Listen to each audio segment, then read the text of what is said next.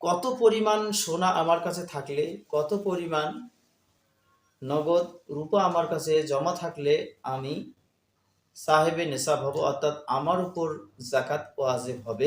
তো সোনা এবং রূপার জাকাতের পরিমাণ, আমি সাহেবে নেশাব হতে গেলে তার পরিমাণটা কত সেটা আমরা প্রথম জেনে নেব। জাকাতের গুরুত্ব সম্পর্কে এবং জাকাতের সাহেবে নেশাব হওয়ার শর্ত সম্পর্কে আমরা আলোচনা করব ইনশাআল্লাহ। আল্লাহ তাআলা বলেন যে যারা সোনা এবং রূপা জমা করে রাখে এবং তা আল্লাহর রাস্তায় ব্যয় করে না, তাদের কঠিন আযাবের সংবাদ দাও।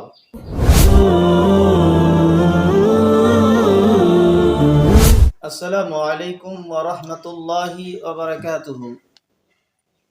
প্রিয় ভাই সকল, আজকে আমরা কোরআন ও সুন্নাহর আলোকে জাকাতের গুরুত্ব সম্পর্কে এবং জাকাতের সাহেবে নিসাব হওয়ার শর্ত সম্পর্কে আমরা আলোচনা করব ইনশাআল্লাহ। আল্লাহ তাআলা পবিত্র কোরআনে সূরা বাকরায় উল্লেখ করেছেন, ওয়াল্লাযীনা ইয়াকনিজুনাজ যাহাবা ওয়াল ফিজ্জাতা ওয়া লা ইউনফিকুনাহা ফী সাবিলিল্লাহি ফাবাশশিরহুম বিআযাবিন আলীম। আল্লাহ তাআলা বলেন যে যারা সোনা এবং রূপা জমা করে রাখে এবং তা আল্লাহর রাস্তায় ব্যয় করে না, তাদের কঠিন আযাবের সংবাদ দাও। সূরা আত-তাওবা আয়াত 34 আয়াত।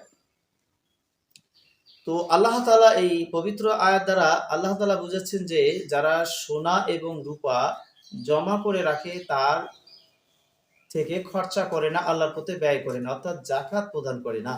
যাকাতের গুরুত্ব ইসলামে অতীব গুরুত্বপূর্ণ একটি রুকুন। ইসলামের রুকুনের মধ্যে গুরুত্বপূর্ণ একটি রুকুন হলো যাকাত। আল্লাহ তাআলা পবিত্র কোরআনে সালাতের পাশাপাশি যাকাতের কথা পবিত্র কোরআনে বহু জায়গায় উল্লেখ করেছেন। এটা থেকে বোঝা যায় যে যাকাতের একটা ইসলামের বহুত গুরুত্বপূর্ণ ইবাদত। তো সোনা এবং রূপার জাকাতের পরিমাণ, আমি সাহেবে নেশাব হতে গেলে তার পরিমাণটা কত সেটা আমরা প্রথম জেনে নেব। কত পরিমাণ সোনা আমার কাছে থাকলে, কত পরিমাণ নগদ রূপা আমার কাছে জমা থাকলে আমি সাহেবে নেশাব হব, অর্থাৎ আমার উপর জাকাত ওয়াজিব হবে, এ সম্পর্কে আমরা সর্বপ্রথম জানব। কোরআন ও হাদিসের আলোকে জানা যায় যে নগদ সোনা এবং রূপা ইত্যাদি জাকাত।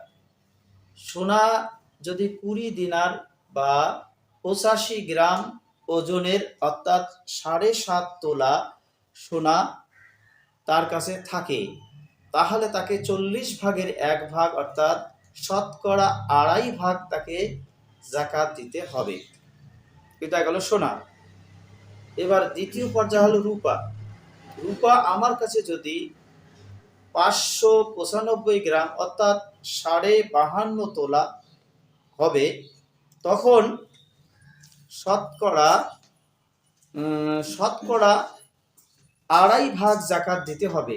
সহিহ মুসলিম এবং বুখারীতে রয়েছে। তাহলে সোনা এবং রূপার ক্ষেত্রে আমরা বুঝতে পারলাম যে 7.5 ভরি সোনা যদি আমার কাছে থাকে 1 বছর ধরে, তাহলে এই সোনার পরিমাণ যদি সোনাই থাকে তাহলে এর জাকাত প্রদান, এই সাহেবে নেশাব হলো, এর জাকাত দিতে হবে। আর রূপা যদি আমার কাছে 52.5 তোলা থাকে তাহলে আমার উপর জাকাত ফরজ হয়ে যাবে। এবং এবার গেল সোনা এবং রূপার জাকাতের ক্ষেত্র। এবার আমরা আসি, আমার কাছে যে নগদ যে টাকা পয়সা জমা আছে, আমার ব্যাংক ব্যালেন্স, আমার বাড়িতে যে আমার মাল আছে গোডাউনে ইত্যাদি, এই মালগুলোর জাকাত আমরা কিভাবে দেব, কিভাবে কি হিসাব করব আমরা?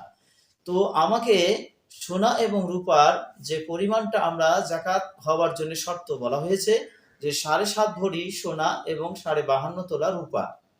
তো ওলামায়ে কেরামগণ বিশেষভাবে বলছেন যে রূপার ক্ষেত্রটাই বেশি প্রাধান্য দিতে হবে, কারণ জাকাত বের করার জন্য সহজ পন্থা হলো যে সহজেই সে সাহেবে নেশাব হতে পারে, সেটি যদি রূপার হিসাব করা যায়। তো তো রূপার হিসাব করে যদি 52.5 তোলা পরিমাণ যদি তার কাছে নগদ টাকা থাকে, 1 বছর তার উপর অতিবাহিত হয়ে যায়, তাহলে তাকে শতকরা 2.5 টাকা করে তার ওই মালগুলো হিসাব করে তাকে যাকাত দিয়ে দিতে হবে। এটি হচ্ছে বিধান। সুতরাং আমার কাছে যে আজকে আমার রমাদান মাস এসে গিয়েছে, তো আমরা বিশেষ করে আমরা মুসলিমরা হিসাব রাখার জন্য সুবিধা হয়, তার জন্য আমরা রমজান মাসে জাকাতে দিয়ে থাকি। এবার আমার কাছে যদি গত রমজানের পর থেকে, অর্থাৎ রমজানের পরে শাওয়াল মাস, এই শাওয়াল মাসের থেকে এই রমজান পর্যন্ত আমার কাছে এত টাকা আছে, যে টাকাটা আমার অনেক বৃদ্ধি হয়ে গেছে। তো এই টাকাটার আমরা হিসাব করে শতকরা 2.5 টাকা করে জাকাত প্রদান করব। এটি হলো জাকাত দেওয়ার নীতি। সুতরাং জাকাতের ক্ষেত্রে আমরা আমার কাছে যে নগদ টাকা আছে, গোডাউনে আছে, আমার জমি জায়গা যেগুলো আমি ব্যবসার জন্য জমি কিনে ফেলে রেখেছি, এটা আমি বিক্রি করব, কিংবা আমি একটা বাড়ি কিনেছি, সেই বাড়িটা আমি থাকি না, এটা ব্যবসার জন্য, যদি দাম বেড়ে যায় তো আমি এটাকে বিক্রি করে দেব। এরকম এই সমস্ত বাড়ি এবং ওই সমস্ত জমি, যে জমি ব্যবসার জন্য কেনা হয়েছে, তারও উপর জাকাত লাগবে শতকরা 2.5 টাকা। ওই জমির যত দাম দিয়ে আপনাকে কেনা হয়েছিল, সেই জমিটা হিসাব করে আপনাকে শতকরা 2.5 টাকা করে জাকাত প্রদান করতে হবে। যে বাড়িটা আপনি কিনেছেন 20 লক্ষ টাকা দিয়ে, এবারে আপনি ওই 20 লক্ষ টাকা আপনার 1 বছর হয়ে গিয়েছে, অতএব ওই ব্যবসার বাড়ির যে টাকাটা আপনি ইনভেস্ট করেছিলেন, সেই টাকাটার হিসাব করে আপনাকে শতকরা 2.5 টাকা জাকাত দিয়ে দিতে হবে। এভাবে আমার কাছে যত জমা টাকা পয়সা আছে সবকিছুর হিসাব করে 2.5 টাকা করে, শতকরা 2.5 টাকা করে আমাকে জাকাত প্রদান করতে হবে। এটি হলো জাকাতের নীতি। এই জাকাতের ক্ষেত্রে আমরা কোনো রকম গাফিলতি করব না, কারণ জাকাত যারা প্রদান করে না, পরকালে আখেরাতে তাদের জন্য কঠিন শাস্তির কথা আল্লাহ তাআলা এবং আল্লাহ রাসূল সাল্লাল্লাহু আলাইহি ওয়াসাল্লাম উল্লেখ করেছেন। সুতরাং আমরা এই আল্লাহ তাআলা যে আয়াতটা আমরা পরিবেশন করেছিলাম, সেই আয়াতের মধ্যে আযাবের কথা তাদেরকে জানিয়ে দাও। তাহলে বোঝাই যাচ্ছে যে পবিত্র কোরআন আযাবের কথা বলছে, শাস্তির কথা বলেছে। আর আল্লাহ রাসূল বলছে যে সকল মানুষ তার যাকাত প্রদান করে না, সেই সকল যাকাতের মালগুলো পরকালে আখেরাতে তাদের জন্য আজদাহ হিসাবে পরিণত হয়ে তাদেরকে ধ্বংসাতে থাকবে। সুতরাং এটি কঠিন শাস্তি এবং আযাবের কথা উল্লেখ করা হয়েছে। এবার আমরা বুঝতে পারলাম সহজে যে জাকাত কিভাবে দিতে হবে।